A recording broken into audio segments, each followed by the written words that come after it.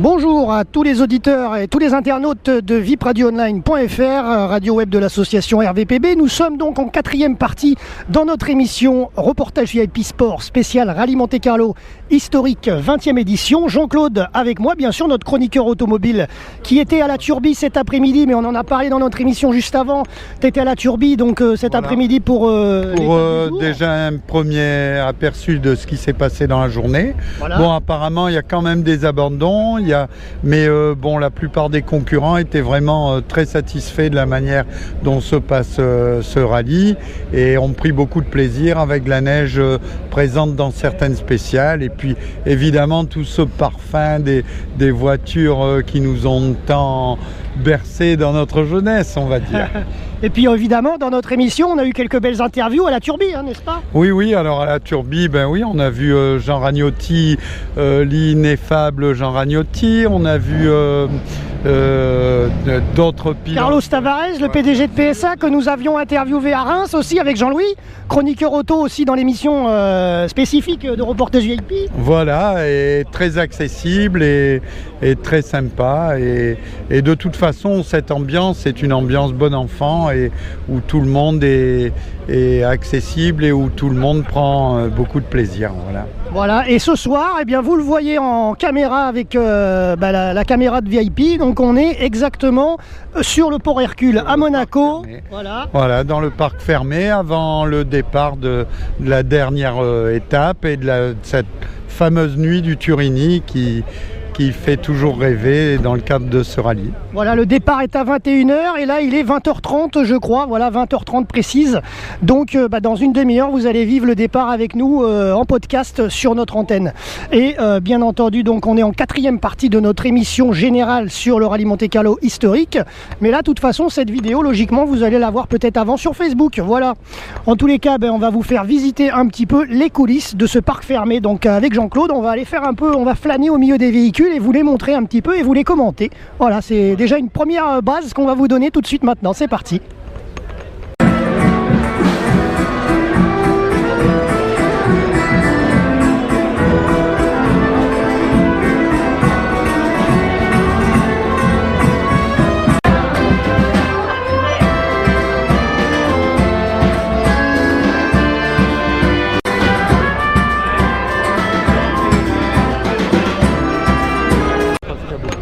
Voilà, de retour donc en direction du parc fermé. Je vous ai montré un petit peu l'intérieur avec Jean-Claude. On a vu un petit peu l'intérieur du standing.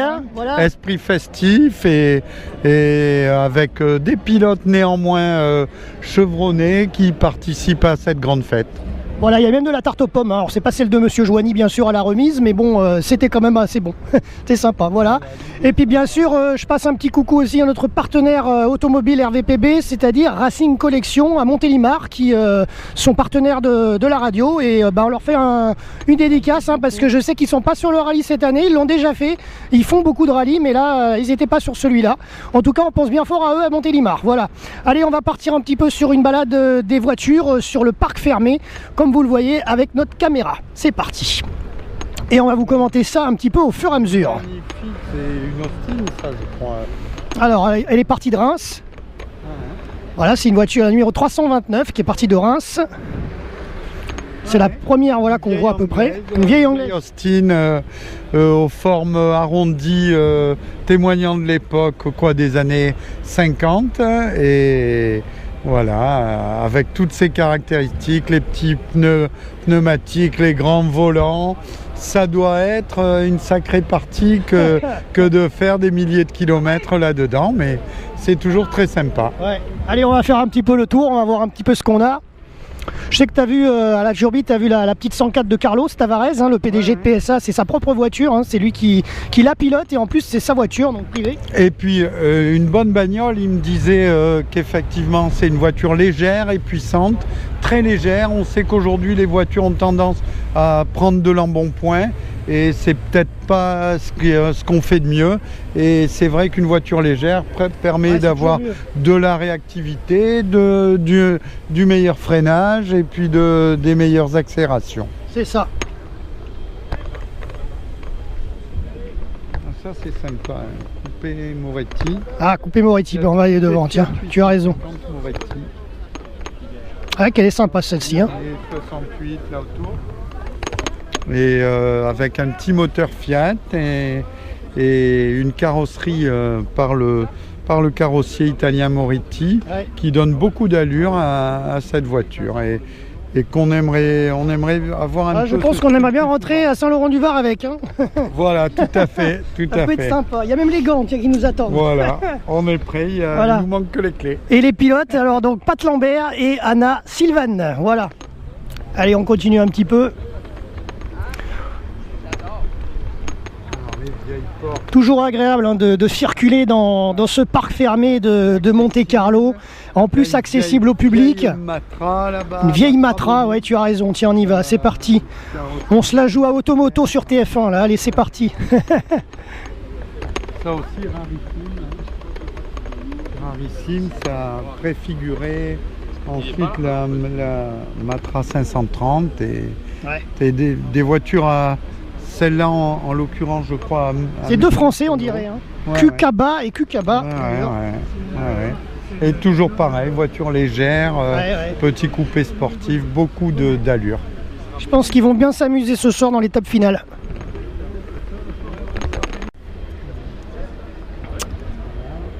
Hop. Voilà donc dans notre émission, toujours donc depuis ce fameux parc fermé de Monte-Carlo, pour l'étape finale qui va débuter dans environ 30 minutes. Une bonne vieille Mercedes 300 SE, comme vous le voyez. Là, il pouvait même une bonne petite Alpine Renault aussi. Petite Alpine Renault aussi, c'est toujours sympa, juste à côté. Sympa, et puis la marque qui renaît actuellement, hein, puisqu'on a le nouveau modèle qui commence à oui, c'est vrai, tu l'avais vu apparaître. Oui, je l'ai vu. Et prochainement, on va vous la montrer en réel et dans sa livrée définitive au Salon de Genève. On sera au Salon de Genève pour vous dans 1 mois et demi. Voilà, faut pas oublier d'y aller d'ailleurs, effectivement.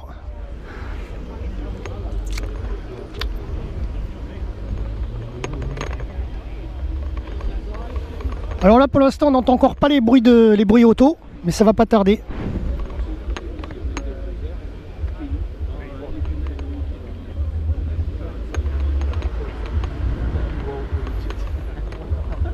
Voilà, donc vous faites le tour avec nous en intégralité de ce parc fermé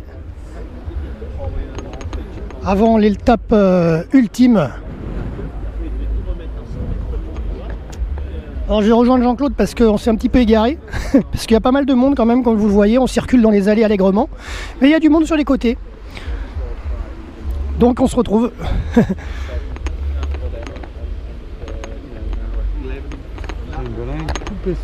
Numéro 209. Je connaissais pas, un coupé sable qui a beaucoup d'allure également, et aux couleurs chatoyantes, là aussi symbole des années 60, où on aimait l'orange, le vert et carrosserie. La voiture d'un Français, Joël Roquet. Voilà. Très sympa. Je crois que vous l'avez bien vu à l'écran. Hein. Avec notre caméra RVPB, vipradioonline.fr, on se balade. Et je pense qu'il y a quand même quelques personnes, quelques milliers de personnes qui aimeraient bien être dans notre place, Jean-Claude. Ah bah c'est évident, hein. C'est évident. Et puis c'est tellement... en plus, les voitures sont variées. On a ce qu'on n'a plus aujourd'hui. Maintenant, on uniformise, on prend les mêmes châssis et on fait quelques petites modifs. Et c'est tout. Les voitures actuelles sont toutes sur la même base. Alors qu'à l'époque, quand on avait une Triumph, c'était pas pareil que conduire une Porsche, etc. On avait vraiment des grosses différences et d'allure et de conduite. C'est ça. Alors l'année dernière, pour la petite info, je ne sais pas si vous avez revu notre émission en ligne sur notre chaîne de YouTube VIP Radio Online, mais on avait fait pas mal de directs, je me rappelle à l'époque au même endroit. Alors bien sûr, l'émission podcastée, elle est aussi sur la chaîne, hein, comme cette émission d'ailleurs, mais l'année dernière, on a fait beaucoup de directs. Et cette année, on privilégie plus justement la qualité vidéo pour vous montrer tout ça vraiment avec un beau dispositif média, plutôt que de faire du direct, comme on avait fait un petit peu l'année dernière sur Facebook. parce que bon, forcément la qualité elle est un petit peu détériorée parce que c'est du live.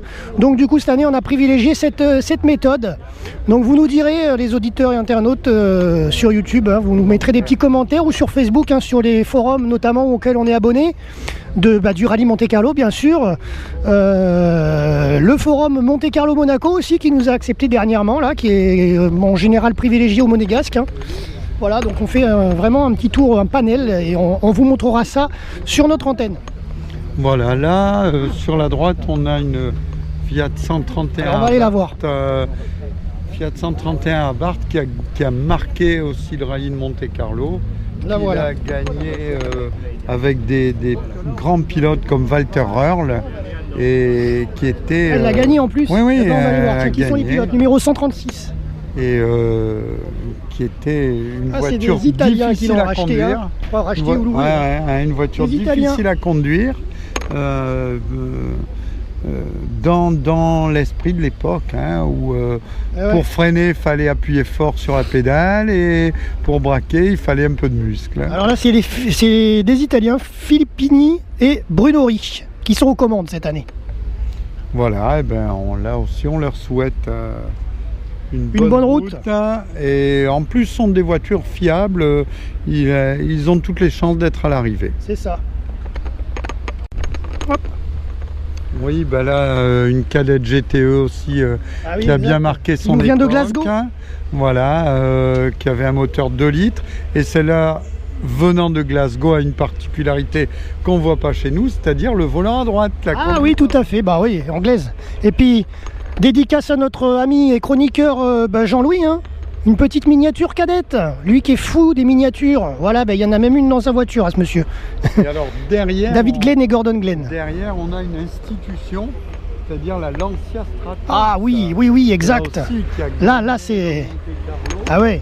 Et qui était une voiture fabuleuse à moteur Ferrari, une voiture taillée pour la course, qui a été construite pour gagner des rallyes, mise au point par Jean-Claude Andruet et pilotée par beaucoup de grands pilotes, par l'italien aussi Sandro Munari qui a fait quelques... Numéro 44. Voilà. Et ça sont des voitures aujourd'hui rarissimes, qui étaient déjà à peu d'exemplaires et maintenant complètement collector.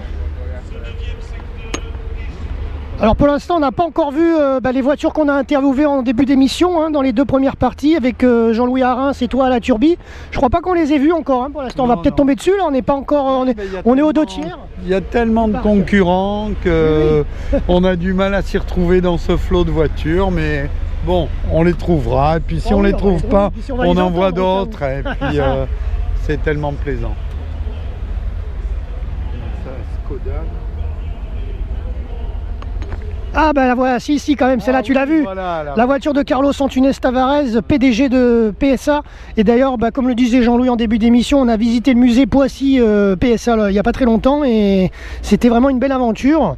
Merci également à Carlos de son interview. Là il n'est pas à côté de la voiture, mais sinon on ira lui passer un coucou. Peut-être qu'on le verra tout à l'heure au départ. Voilà, oui, elle a vécu quand même, hein, elle a vécu, mais c'est une bonne voiture. Ouais. Hein. Voiture qui a fait des exploits en son temps. Voilà la numéro 4. En tout cas elle est là, elle est arrivée. Hein. Et alors ça, là on a une Skoda. Et à l'époque où il y avait encore où il y avait toujours le mur et les blocs est-ouest, il faisait courir ces Skoda de manière, je dirais, assez artisanale. Et j'ai une anecdote à ce sujet, c'est que les mécaniciens, pour changer les roues, pour faire des opérations, mettaient la voiture sur la tranche, c'est-à-dire il a levé carrément et il travaillait dessous en la mettant sur le côté. D'accord. Et pourquoi il mettait pas le cric tout simplement? Pour avoir beaucoup d'aisance pour travailler dessus. Et en plus, je pense que comme ils avaient peu de moyens, je vais pas dire qu'ils n'avaient pas de cric, ça ils devaient en avoir, mais c'était rapide, hein, ils se mettaient en ombre pour la lever et puis ils travaillaient sur le côté comme ça. D'accord. Voilà. Ça a beaucoup changé. Sympa ces photos de nuit aussi. Voilà donc cette séquence depuis le parc fermé de Monte-Carlo. Ah bah tiens, les cuisiniers, la voiture des cuistots, Chabran et Chabran, BM. Voilà, là aussi, un BM 2002, dans son jus, et très bien entretenu, très bien refaite. Ouais. Les Valentinois, voilà. d'Isère exactement. Voilà, ils doivent connaître certaines routes du Monte-Carlo, en y habitant. Des voitures de légende. Et je crois que le départ commence, hein, ça y est, on va s'approcher un petit peu de la ligne. Progressivement, comme vous le voyez à l'image, on s'approche du podium qui est droit devant nous et on va aller voir un peu de plus près ce qui s'y passe. Alors plus on approche du podium, bien sûr, plus il y a de monde, hein. Ça commence à charger, il y a du monde qui arrive. Voilà, mais de toute façon, c'est vrai que de toute façon, il y a beaucoup de monde un peu partout, bien sûr, plus près du podium, mais on voit un réel très gros engouement pour ce type d'épreuve. Voilà, et ça y est, une DS juste devant nous, vous entendez un peu le bruit des moteurs, ça y est, c'est parti. Ça commence à s'animer, parce qu'il est pas loin de 21h, il est 21h précise même, à 1 minute près, voilà. Donc là maintenant, on va parler, on va commenter avec le bruit des moteurs dans les oreilles, hein. Alors ça, c'est un ancien journaliste d'échappement, ouais. Jean-Claude Lamorlette. Peut-être que tu peux lui demander un petit mot, dire si sa reconversion se passe bien, on peut lui demander. On va attendre qu'il avance un peu. Bonjour Jean-Claude. Vous êtes prêt pour l'étape? Pardon? Vous êtes prêt pour l'étape de ce soir? Oui, très bon. La reconversion d'échappement à copilote, ça vous plaît? Oui, tout à fait, bien sûr. Et vous êtes toujours présent et toutes les années, non? La passion, ça ne passe pas, hein, c'est sûr. Ouais. Donc voilà, depuis que je suis en retraite, j'arrête pas de faire des rallyes historiques. D'accord, merci. C'est pour la radio de Saint-Laurent-du-Var, hein. On n'est pas très loin. Bonne étape. Moi, Jean-Claude Liénard, je pourrais en santé, vraiment, je suis content. On vous suit de toute façon sur Facebook. Bonne route.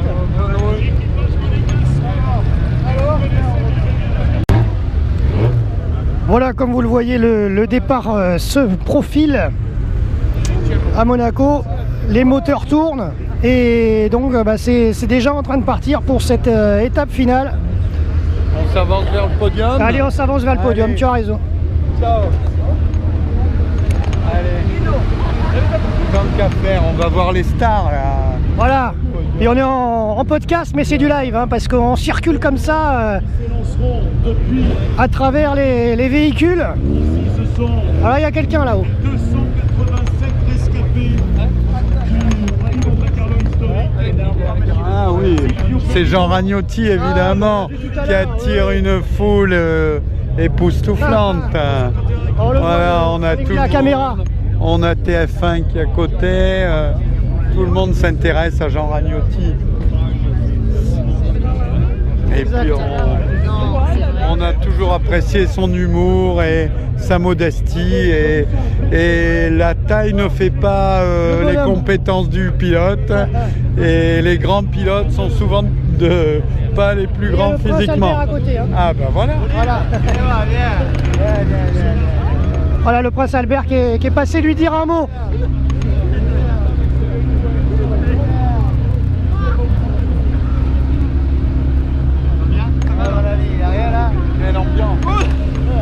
Très bonne ambiance, oui, effectivement, aujourd'hui sur le Monte-Carlo historique 20e édition en podcast avec RVPB Saint-Laurent-du-Var.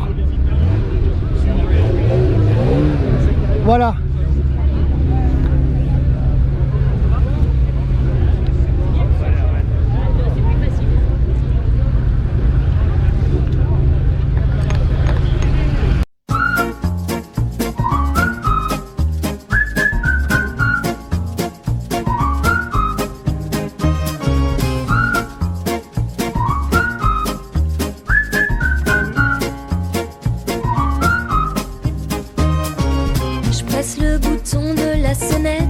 Je rajuste mes lunettes, je me suis voulu plantureuse. Pour la guichet, je suis joueuse, vêtue de mes plus beaux apparats. Épilation de haut en bas, il va y avoir du sport ce soir, du moins, c'est ce que je veux lui faire croire.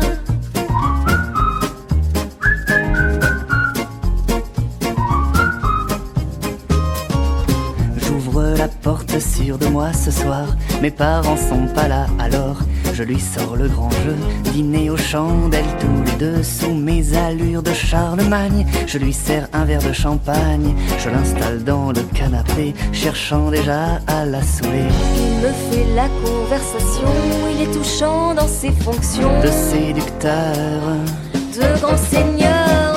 S'il se figure que ce soir il va conclure, eh ben c'est loupé. Il me plaît, c'est sûr, mais je ne veux pas m'aventurer dans les mailles d'un filet qui ne pêche que pour le plaisir de consommer. Faisons-le patienter.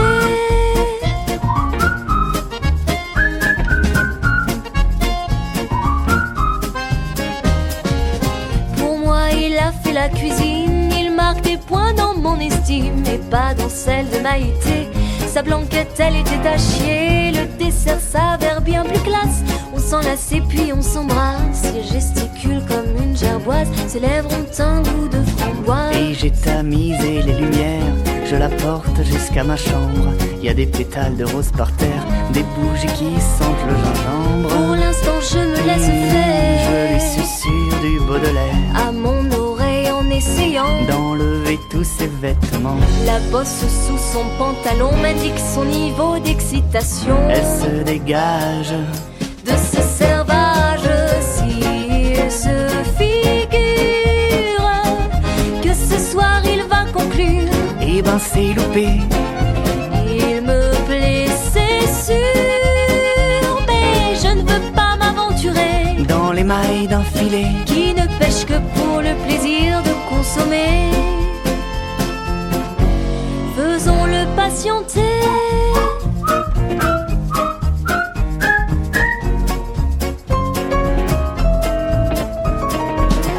Je me rhabille, puis déguerpis, et le laisse en plan sur sa béquille. S'il tient vraiment à moi, il s'en mettra plus vite qu'il ne le croit.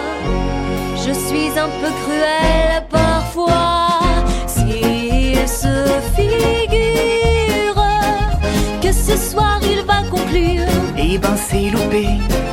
Il me plaît, c'est sûr, mais je ne veux pas m'aventurer dans les mailles d'un filet qui ne pêche que pour le plaisir de consommer.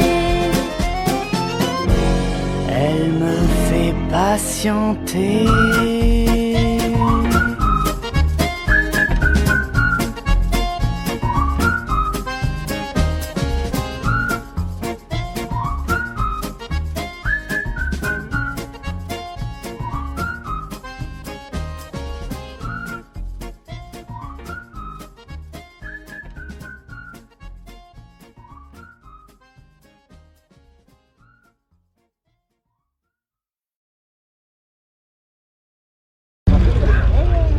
Voilà donc le départ en train de se mettre en place.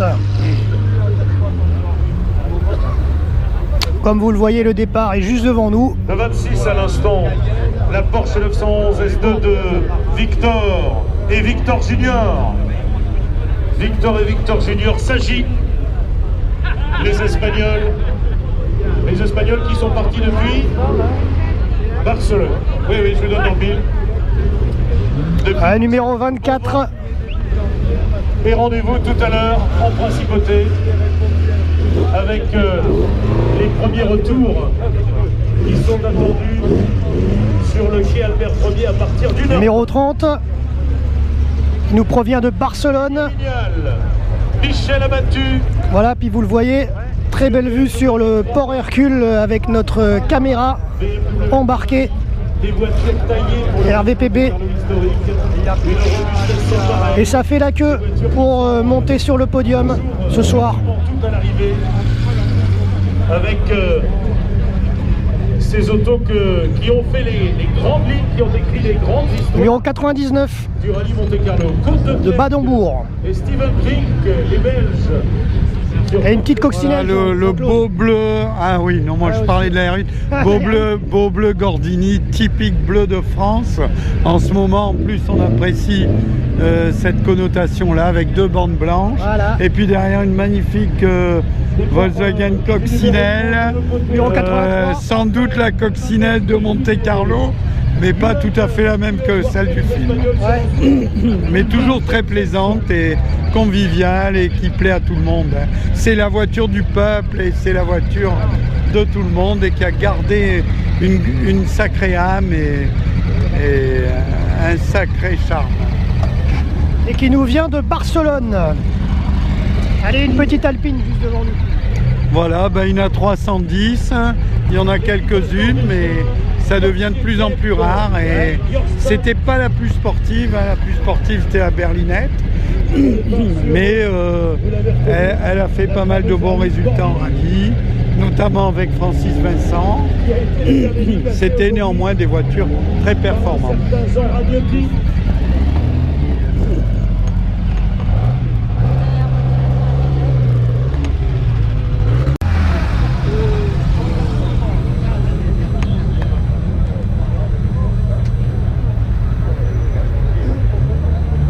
Philippe Fouchet et Christophe Hayez, équipage franco-belge. Et toi, tu vas plus là.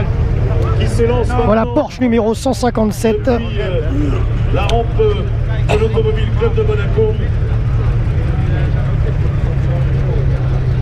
On regrette de l'avoir vendu. À côté de moi, comme on le voit, un ingénieur du son qui capte le son des magnifiques véhicules de ce soir.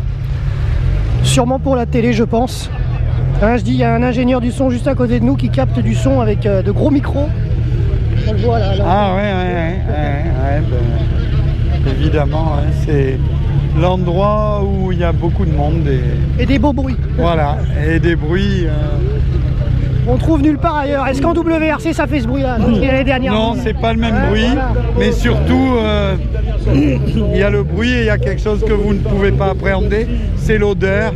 Et néanmoins, même si elle est parfois un peu polluée, c'est quand même une odeur de passionné d'automobile et de véritable automobile, comme on ne sait plus trop en faire aujourd'hui. Ouais, on va passer une petite dédicace à la maire de Paris, hein, quand même, à Hidalgo. Ouais. On nous en voudra pas. Ouais, bravo Hidalgo, parce que il faut quand même avoir un peu de mesure dans ses convictions, même si la tendance est un peu écologique, il ne faut pas non plus... D'ailleurs, je crois que le Formule 1 électrique sera à Monaco cette année et non pas à Paris d'ailleurs. Hein. Ah, ça, je sais Il y pas. était l'année dernière et je crois que cette année, ce sera à Monaco. Hein. L'année dernière, c'était à Paris, hein, justement. La ville de Paris s'est d'ailleurs vantée d'avoir le Formule 1 électrique dans Paris aux Invalides. Et je crois que c'est parce que l'année dernière, on ne pouvait pas l'accueillir à Monaco. Et cette année, ça vient ici, pour la première fois. Parce que l'année dernière, il y avait le Grand Prix historique de Monaco. Et bien sûr, le Grand Prix normal. Alors voilà les Chabrons avec la BMW. Avec Louis et Michel Chabron. Voiture, comme je disais, magnifique, apparemment cloutée, donc ils sont prêts à affronter là aussi quelques belles petites plaques de glace et de verglas qui leur permettront des contre-braquages qui feront bien plaisir aux spectateurs. 35e, c'est votre 35e Monte-Carlo. Félicitations André. Voilà, Golf GTI numéro 218 juste devant nous, qui s'apprête à prendre le départ.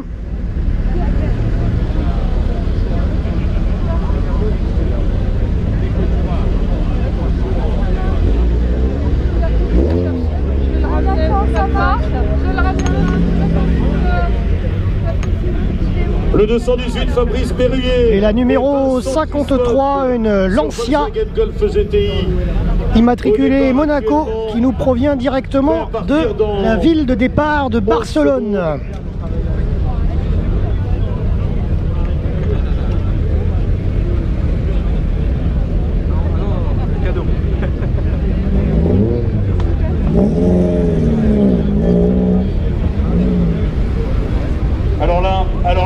dire que ça, c'est l'équipage que j'adore. Ça, c'est... S'il y avait un équipage que je devais garder, si je devais partir sur une île déserte avec un équipage, si je devais partir sur une île déserte avec un équipage... Voilà, comme vous le voyez, 21h17 précisément. Elles sont magnifiques. Ce soir, et même si on avait plus sur le podium de départ. On resterait là-bas. Pour l'étape finale. La Lancia Fulvia dans l'arrière-pays niçois. De Tiffany Perlino et d'Ariette Ross qui s'élance en direction du Turini. Et c'est pas parce que c'est Nicolas qui a donné le départ que je dis ça.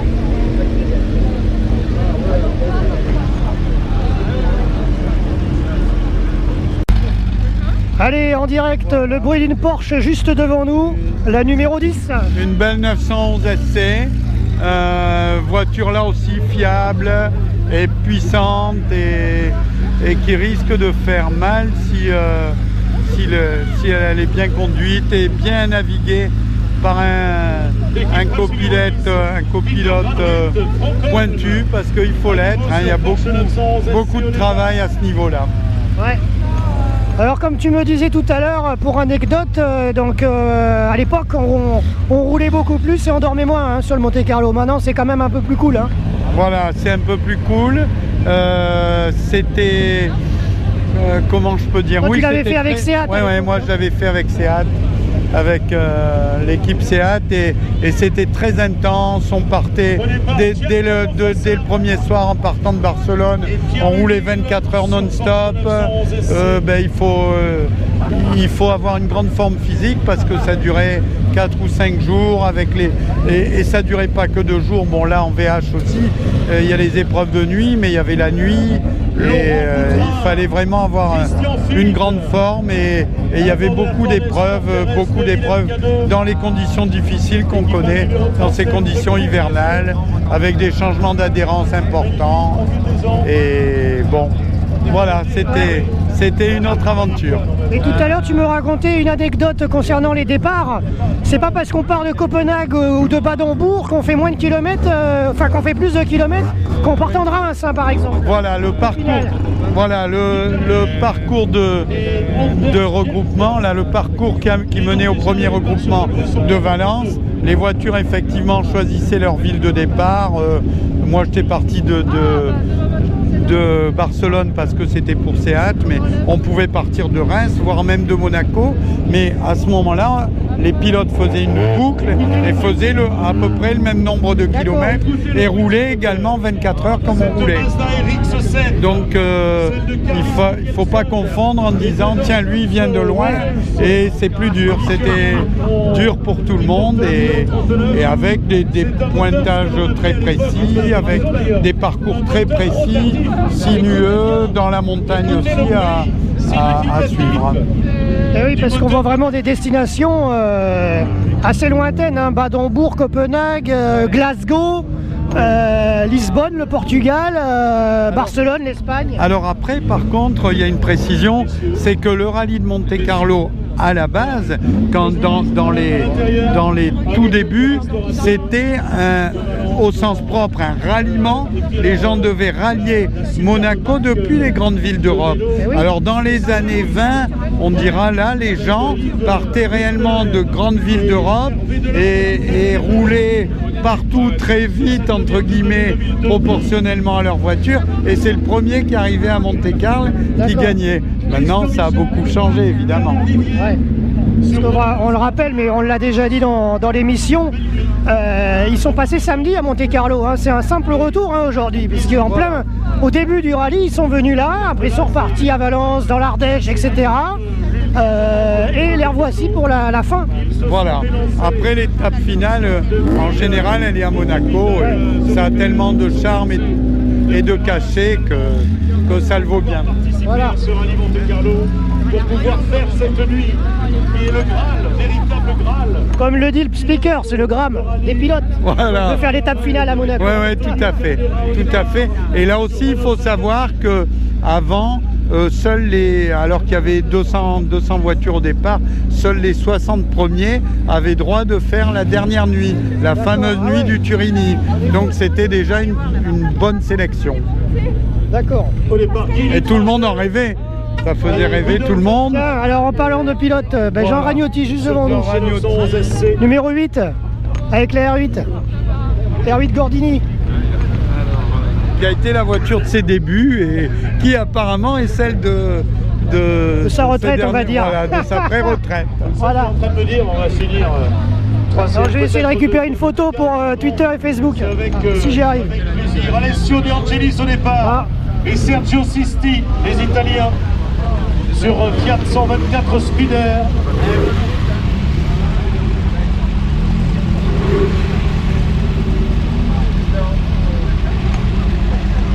Voilà, c'est bon, la photo de la R8 Gordini. Elle est dans la boîte. Sur RVPB, direction Twitter, Facebook. En avant-première avant notre émission radio, puisqu'on la mettra en ligne dans la semaine, je pense. Hein. Ouais, on est mardi déjà et demain on est déjà mercredi. Ouais. Mais comptez sur nous et puis ne vous gênez pas pour venir voir nos reportages. Voilà. Et venir avec nous même si vous voulez. On peut... Parce qu'il y a quelques amateurs de rallye aujourd'hui je crois là. Hein. Ouais, c'est sûr. Et puis le rallye plaît beaucoup aux gens parce que c'est quand même plus proche des voitures de série ou traditionnelles ou qu'on a connues. La F1 c'est tellement loin de ce qu'on a. Donc il y a toujours un engouement pour ce rallye. Jean, à tout à l'heure, Jean. Alors surtout toi en plus qui fait du pilotage dans le Var, hein. Il y a pas mal de gens qui te connaissent ici et qui viennent te parler, etc. et qui tournent aussi. Hein. Oui, ça fait plaisir. C'est vrai que les gens... Enfin, le rallye a cette caractéristique, c'est que c'est un monde un petit peu où tout le monde se connaît, un monde, je dirais, de copains et où on est toujours très content de se retrouver les uns les autres et où on prend des nouvelles des uns et des autres.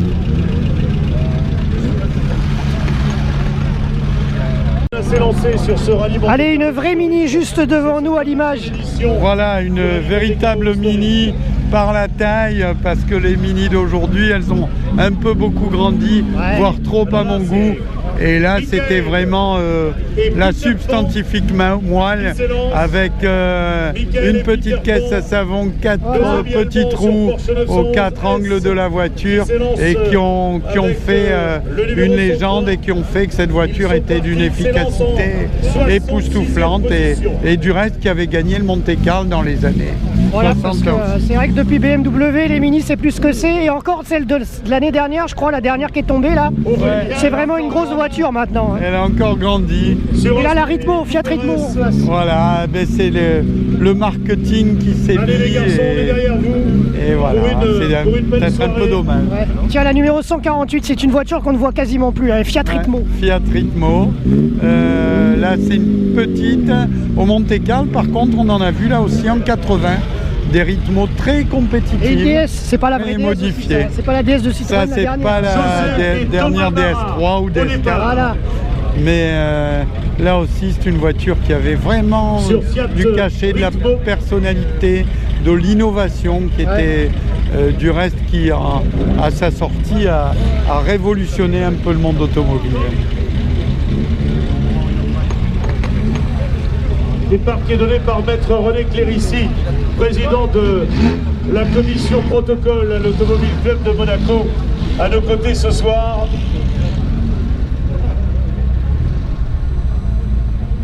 Alors comme vous le voyez, hein, le podium est juste devant nous. Hein.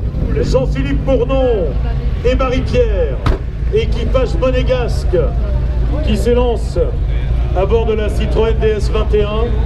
La Citroën DS21 qui adore la neige.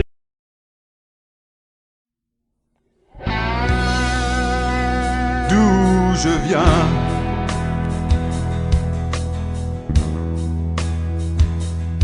j'ai laissé en chemin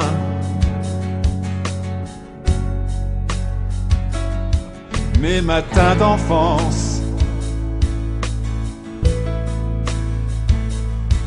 et un peu d'espérance. D'où je viens,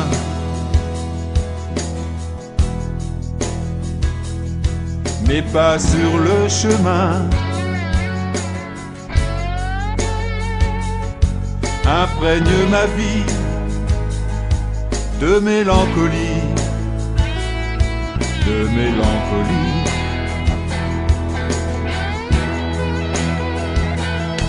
Et pourtant,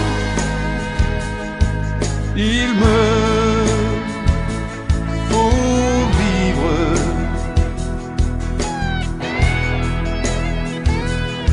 Et mes pas m'emmènent sur l'autre rive. Seul,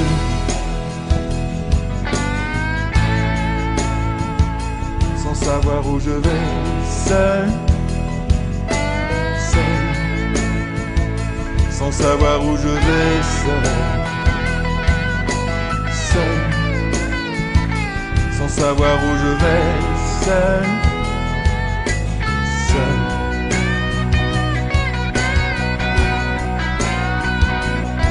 D'où je viens,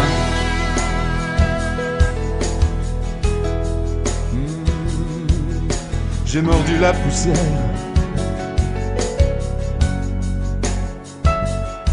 et vu tant de misère.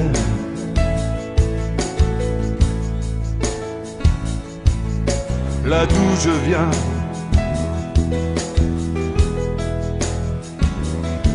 d'où je viens,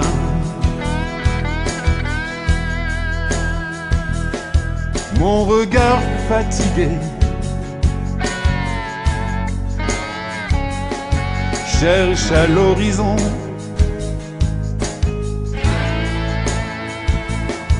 les contrées oubliées.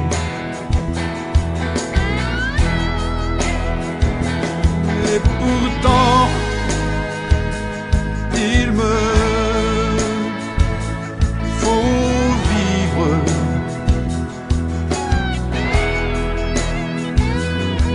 Et mes pas m'emmènent sur l'autre rive.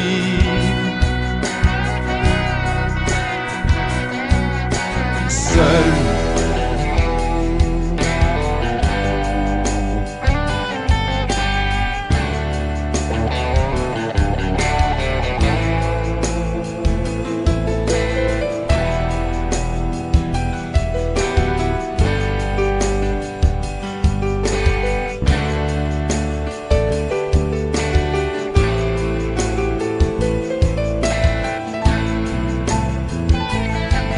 je viens, long, long, long, long est le chemin.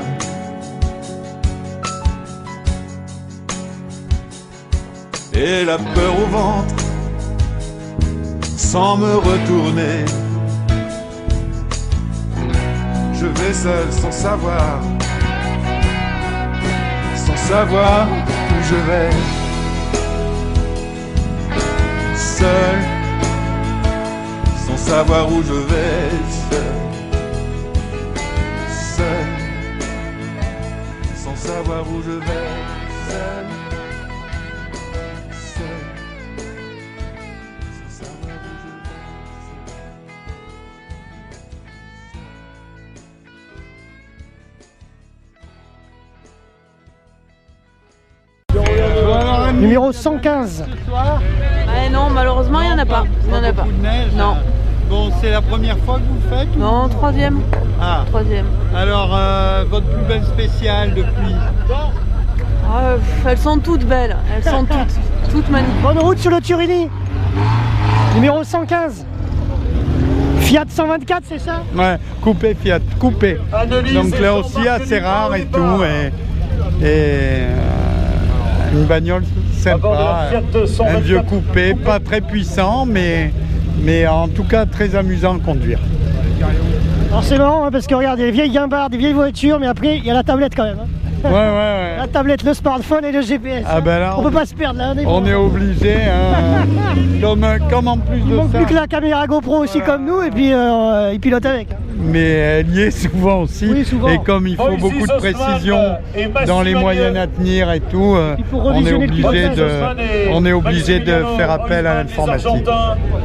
À bord de cette Peugeot 408. Allez, une petite Mini encore. Encore une Mini. Fabriquée en Argentine. Anglaise. Conduite à droite. C'est spécial hein, quand même. Alors normalement conduite à droite c'est meilleur pour le circuit parce que comme on tourne dans le sens des aiguilles d'une montre, le pilote se trouvant à droite pour le centre de gravité c'est meilleur. Voilà. Un papy sympathique qui a un nom bien britannique. Voilà, équipage Bill Richards et Graham Carter. Oh, puis derrière la Volvo, elle fait du bruit. Hein, ouais. Alors là, c'est pas le même gabarit, c'est pas la même machine à piloter sur nos petites routes sinueuses. Ça doit être une certaine partie de plaisir. Hein. Et puis en plus, bravo parce qu'elle paraît intacte et c'est pas évident dans notre petite route du col Saint-Roch ou autre, hein, ou de la Blé. Allez, 21h41 minutes depuis le podium de départ.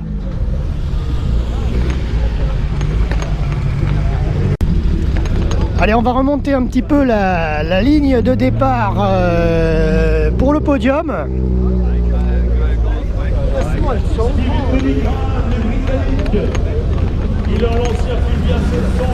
Voilà, donc comme tu nous le disais, on remonte un petit peu à la ligne, comme ça on a le temps de discuter avec quelques pilotes si on a certains qui arrivent. Au copilote ou au pilote. Hein. Je veux dire là, il faut voir, il y a 4 voitures devant, ça veut dire 4 minutes. Voilà. Donc ils sont pas stressés sur le point de départ. Et puis il faut savoir aussi que de toute façon, un départ sur le port de Monaco, c'est un départ toujours agréable. Voilà. Oui, mais surtout les gens, c'est pas le grand stress. Hein. Ce qui est important sont les épreuves spéciales. Et là, on a encore une belle Porsche devant nous et une Jaguar, là aussi d'époque, très bien restaurée.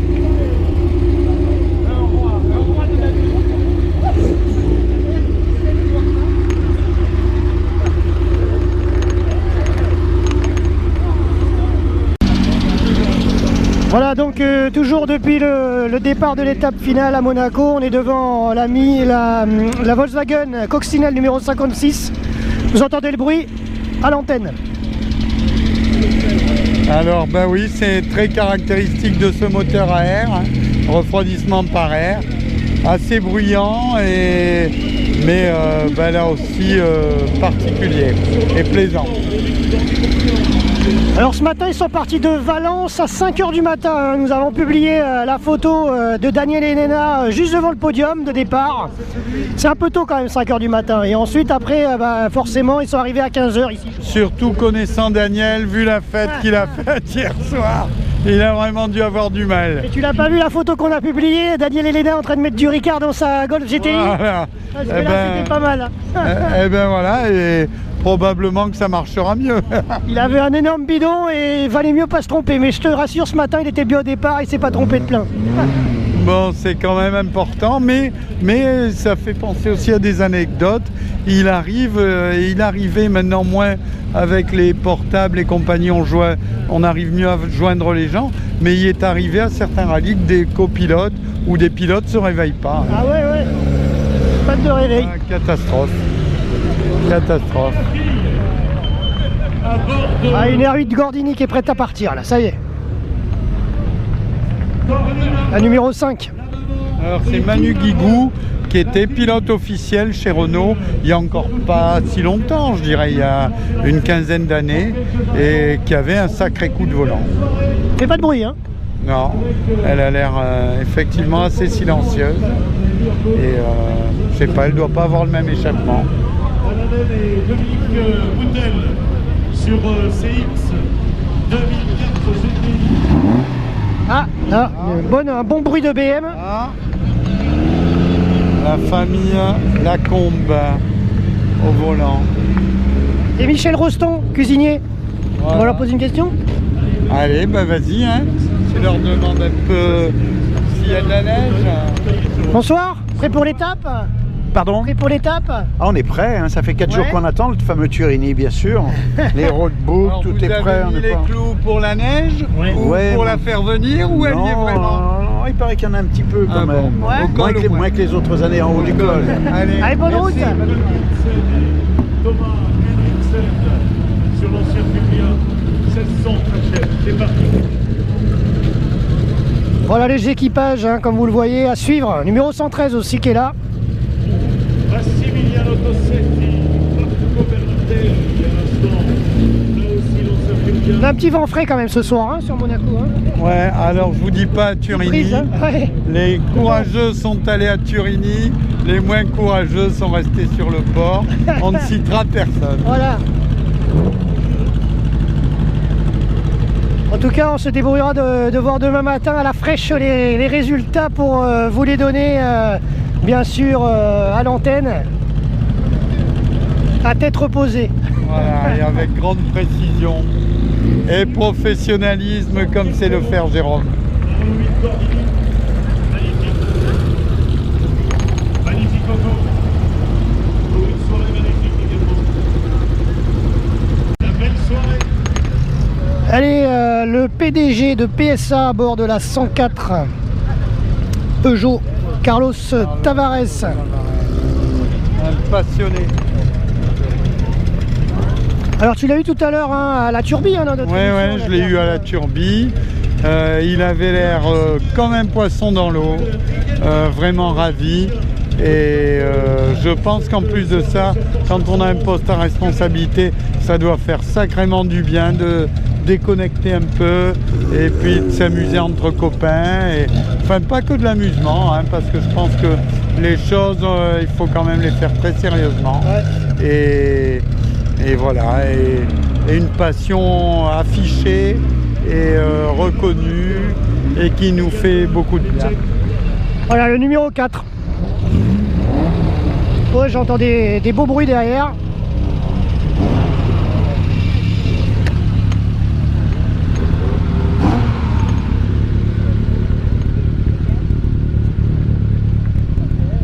Ah ben voilà, 914. Tu vois? Ah oui. 914. Ah oui, effectivement, je vois ce que c'est, oui, effectivement.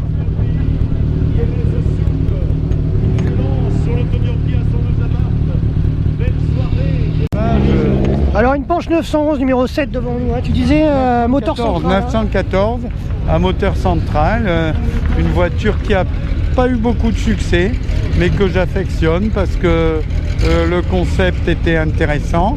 Et une voiture pleine de qualité, hein, avec notamment ce moteur central qui lui permet une tenue de route assez extraordinaire. Mais bon, toujours difficile entre le commercial et l'efficacité d'avoir du succès.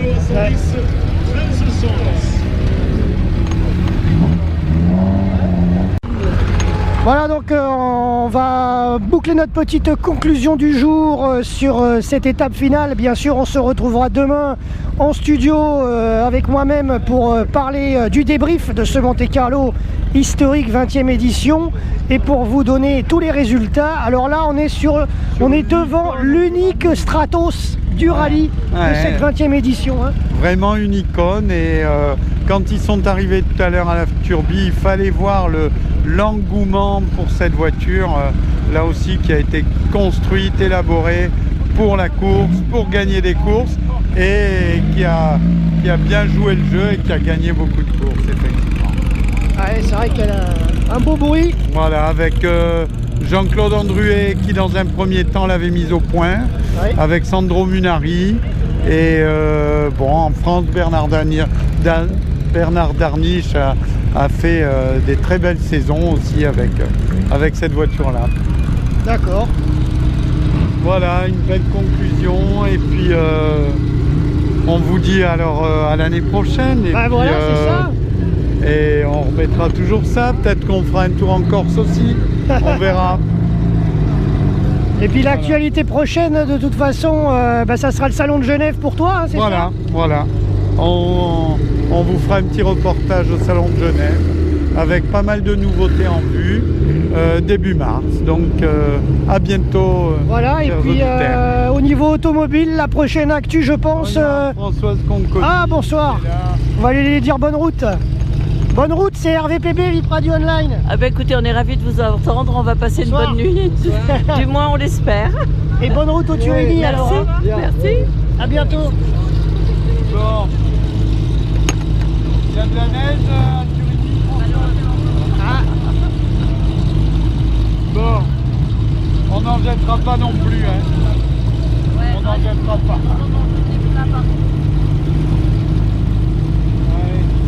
C'est bon.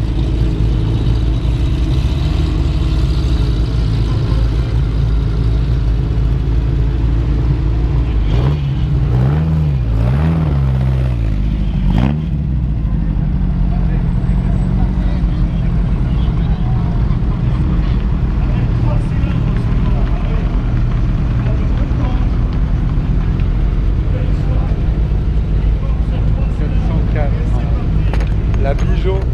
Voilà, donc on va rendre l'antenne bien sûr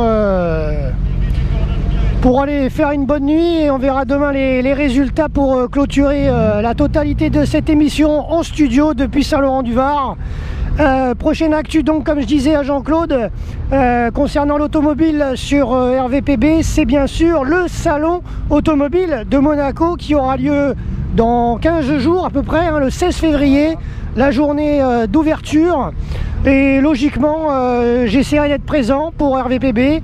Et donc, on essaiera de vous filmer tout ça pour vous montrer un petit peu ce qui se passe sur le port. Hercule aussi. Rêver.